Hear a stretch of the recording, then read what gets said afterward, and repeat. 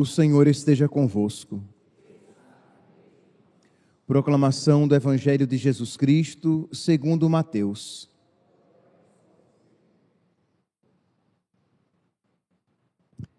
Naquele tempo, disse Jesus aos seus discípulos: Nem todo aquele que me diz, Senhor, Senhor, entrará no reino dos céus, mas o que põe em prática a vontade do meu Pai que está nos céus.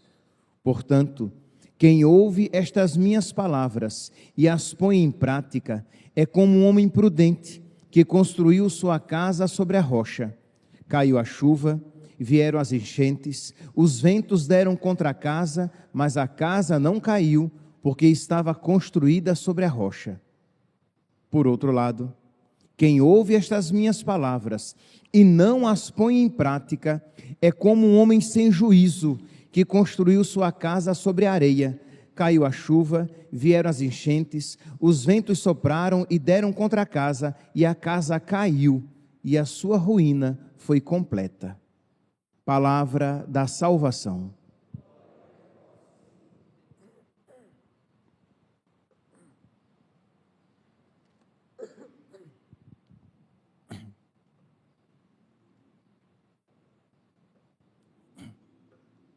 Caríssimos irmãos e irmãs, o ensinamento do Evangelho de hoje é claro: não basta dizer Senhor, Senhor, mas fazer a vontade do Pai.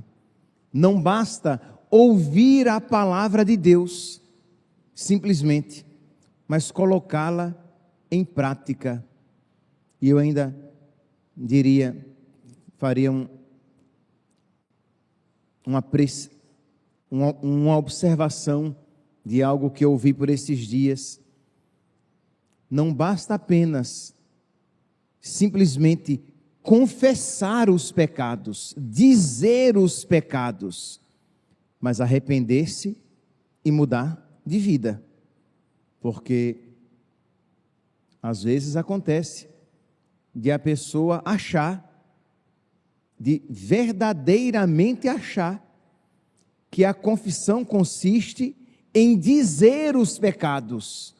Então eu pequei, eu vou e digo a Deus, na presença do sacerdote, digo os meus pecados, confesso os meus pecados. E aí eu zero a minha reserva de pecado e eu posso voltar a pecar. Aí depois eu vou e digo todos os meus pecados, e aí eu zero e volto a pecar. Mas isso não é sacramento da confissão, isso seria uma fábrica de perversidade, uma fábrica de pessoas perversas. Não, o sacramento da confissão, você diz, você confessa os pecados, tendo suplicado a Deus a graça de um verdadeiro arrependimento e colaborando com essa graça, arrependendo-se e fazendo o verdadeiro propósito de não voltar a cometê-los. Então, fecha parênteses. Mas voltemos aqui para o Evangelho em que nosso Senhor diz que nem todo aquele que diz Senhor, Senhor, entrará no reino dos céus, mas quem faz a vontade do Pai. Meus irmãos, percebe que nosso Senhor está nos ensinando que não é suficiente você ter uma ligação superficial com nosso Senhor, de você ter algumas práticas religiosas até, mas você precisa de verdade estar disposto a adequar a sua vida aos desejos, aos desígnios, à palavra de nosso Senhor. Mudar a vida, adequar a própria vida a nosso Senhor. E isso, é claro, requer fé. Você precisa crer que aquela palavra é verdadeira. Você precisa crer que aquela palavra é palavra de Deus e não uma palavra humana. Você precisa crer que aquela palavra ela traz a verdadeira vida e a verdadeira felicidade. Imagine uma pessoa que diz assim: eu confio muito no meu médico, eu vou a ele, eu digo todos os meus problemas, eu gosto de ouvir o seu diagnóstico, eu escuto com prazer, né, o que ele diz que eu tenho, os problemas que eu tenho, mas eu não tomo os remédios que ele me prescreve, nem me submeto ao tratamento que ele me indica. Esta pessoa que diz confiar neste médico, ela de verdade nele confia? Não, porque ela apenas se adapta, se submete àquilo que lhe convém, e não a tudo aquilo que significa procurar um médico, ouvir o seu diagnóstico, receber os seus remédios e se submeter aos seus tratamentos. Então, mutatis mutandis, mudando aquilo que deve ser mudado, esta deve ser a nossa postura diante de Deus. Nós nos apresentamos diante de Deus.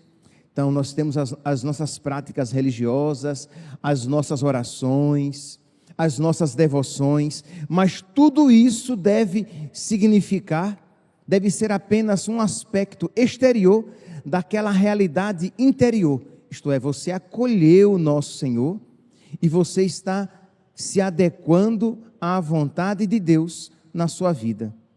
Nós estamos aqui no finalzinho do capítulo 7 de São Mateus, que é a conclusão do Sermão da Montanha.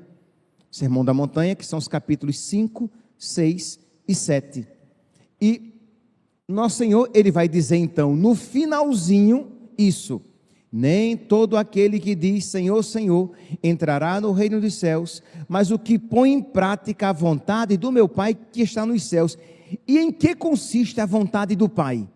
Ele disse nos versículos anteriores. Se nós pegarmos o Evangelho de São Mateus, desde o capítulo 5, nós iremos encontrar no início, quando ele fala sobre as bem-aventuranças, bem-aventurados os que têm um coração de pobre, os pobres em espírito, porque deles é o reino dos céus. Então o Senhor está dando indicações de como nós devemos ser, desapegados de tudo e até de nós mesmos, para que tenhamos em Deus a nossa única riqueza.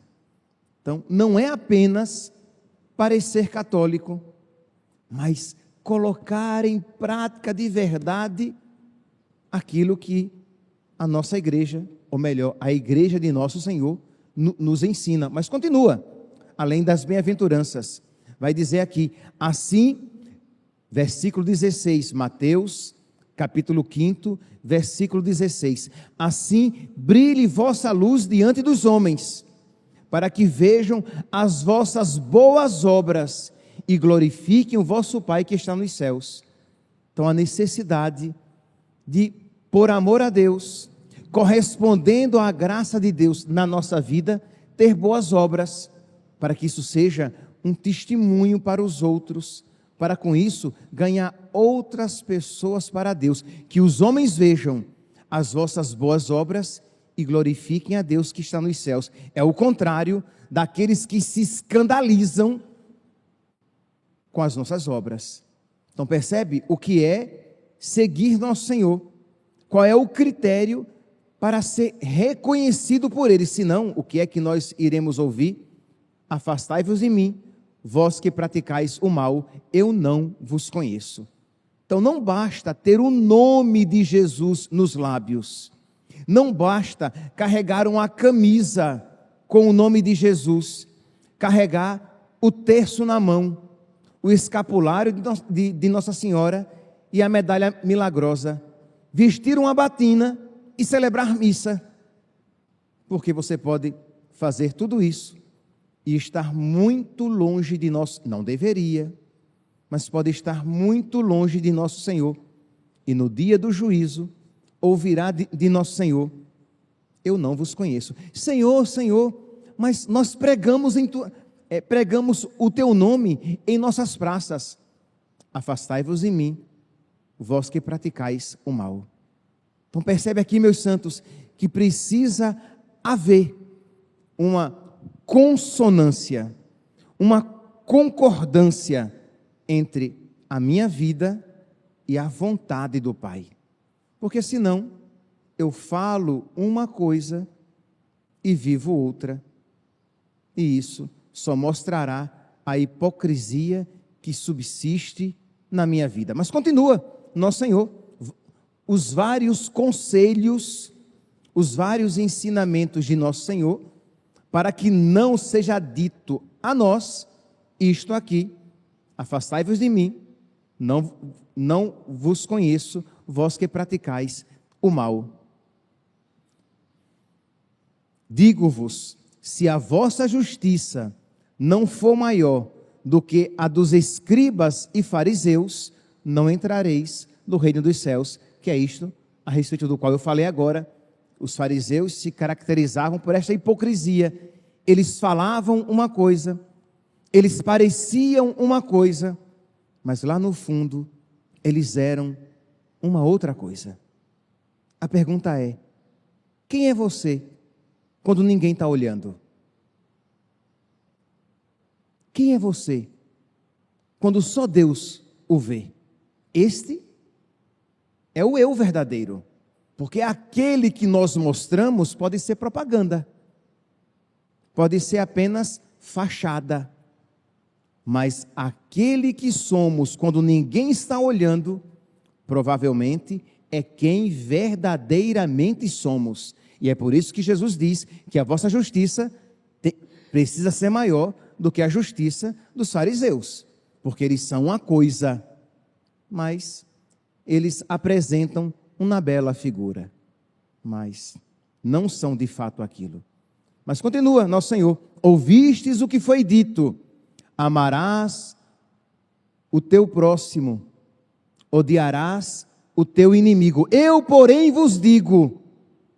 Então percebe, aquele que não coloca em prática a palavra de Deus é como quem construiu a sua casa sobre areia. Então esse esforço de dizer: Senhor, por amor a ti, eu vou amar até quem não merece ser amado, eu vou fazer o bem até quem me quer o mal. Por quê? Porque eu quero, com a minha carne e o meu sangue, pagando com a minha carne e o meu sangue, me configurar a ti, ter os mesmos sentimentos de Cristo Jesus no meu coração. Senão, nós iremos trazer uma coisa na boca, nós iremos falar uma coisa e iremos viver outra. Então, isto que Jesus diz aqui no finalzinho é, digamos, o fechamento de tudo aquilo que ele falou anteriormente. Ouvistes o que foi dito aos antigos: não cometerás adultério. Eu, porém, vos digo: aquele que olhar para alguém com olhar de cobiça, já pecou. Então, tudo isso que nosso Senhor fala, tudo isso tem que ser colocado em prática. Senão, você conhece os mandamentos de Deus, você até admira os mandamentos de Deus, mas você não põe em prática os mandamentos de Deus. E a quem você será comparado? A alguém que constrói a casa sobre a areia, no primeiro vendaval, na primeira tempestade, aquela casa é arrastada porque ela não tem consistência, ela não foi construída sobre Cristo, sobre a rocha. Foi também dito: todo aquele que rejeitar sua mulher, dê-lhe uma carta de divórcio. Eu, porém, vos digo: aquele que rejeita sua mulher, a faz tornar-se adúltera, a não ser em caso de matrimônio falso. Então aqui nosso Senhor falando o que? Da validade, da sacralidade, da indissolubilidade do sacramento do matrimônio. Então você vai casar, e você vai ali carregar a sua cruz juntamente com seu marido, o marido com a sua esposa, por fidelidade a nosso Senhor, porque você crê em nosso Senhor, você ouve o diagnóstico do médico, mas você não apenas ouve, não apenas diz, este diagnóstico é verdadeiro, mas você coloca em prática os seus remédios e o seu tratamento. E vai continuando, nosso Senhor, quando vai dizer, guardai-vos de fazer as vossas boas obras diante dos homens, só para serem vistos. Então, quando orardes, não para que os outros vejam, quando derdes esmola, que a mão esquerda não saiba o que faz a direita, quando oração, penitência, quando fizerdes jejum, nada de colocar uma cara triste, só para que os outros vejam que você está jejuando. Então, tudo isso que nosso Senhor está falando, precisa ser colocado em prática. Eu preciso, de verdade, ser um cristão, ser um católico, vou usar aqui uma terminologia não muito feliz, praticante, porque o resto é falsidade. O católico não praticante é uma moeda de R$3. É uma cédula de R$3. É um católico falso, não é católico. Então você precisa então ouvir isso, por quê? Porque eu não quero que nosso Senhor diga que eu sou uma casa construída sobre a areia. E segue o capítulo 6, apresentando tudo isso. Depois vai dizer que devemos, aqui no versículo 19, juntar o nosso tesouro no céu e não querer enriquecer aqui na terra em detrimento, em prejuízo da minha riqueza no céu. Então preciso primeiramente querer alcançar as riquezas que não passam, porque o resto a traça corrói e a ferrugem destrói. O resto só vale a pena se me conduz àquele que verdadeiramente importa. E aí, depois de todos esses ensinamentos e outros ensinamentos aqui, por exemplo, tudo o que quereis que os outros vos façam, fazei vós a eles. Então percebe, o cristão é alguém que está colocando a palavra de Deus em prática, que está vivendo os mandamentos de Deus, que ele não tem apenas um verniz de cristão, mas ele procura ser de fato até a medula dos ossos. E aí, depois de tudo isso, aí Jesus vai concluir, dizendo, nem todo aquele que diz, Senhor, Senhor, entrará no reino dos céus, mas aquele que faz a vontade do meu Pai, que está nos céus. Muitos me dirão naquele dia, Senhor, Senhor, Senhor, nós pregamos em vosso nome, e não foi em vosso nome que nós expulsamos os demônios? No entanto, eu lhes direi, nunca vos conheci, retirai-vos de mim, operários maus. Percebe aqui, meus irmãos, que palavra horrorosa.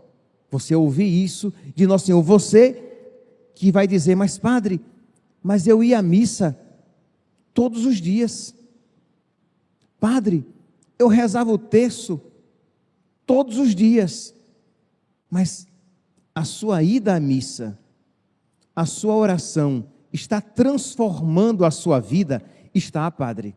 Eu tenho me tornado um homem melhor, um marido melhor, uma esposa melhor, um homem mais justo, um amigo verdadeiro para aqueles, né, que desfrutam da minha amizade. Eu tenho crescido na pureza, eu tenho praticado as virtudes. Glória a Deus. Se isso está acontecendo, a você não será aplicada esta palavra, afastai-vos de mim, vós que praticais o mal, eu não vos conheço. Mas, se, não obstante as suas missas, os seus terços, suas quaresmas de São Miguel, suas novenas, suas trezenas, e sejam lá quais forem as suas orações, se a sua vida não muda, a você se aplica esta palavra, de que você traz o nome de Deus na boca, mas você não o vive de fato na sua vida, na sua alma, no seu coração.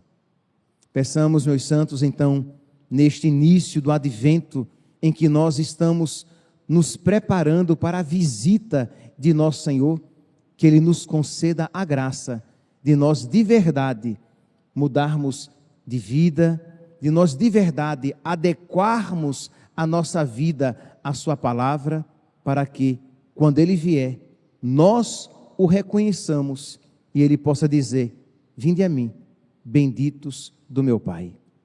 Louvado seja nosso Senhor Jesus Cristo, para sempre seja louvado.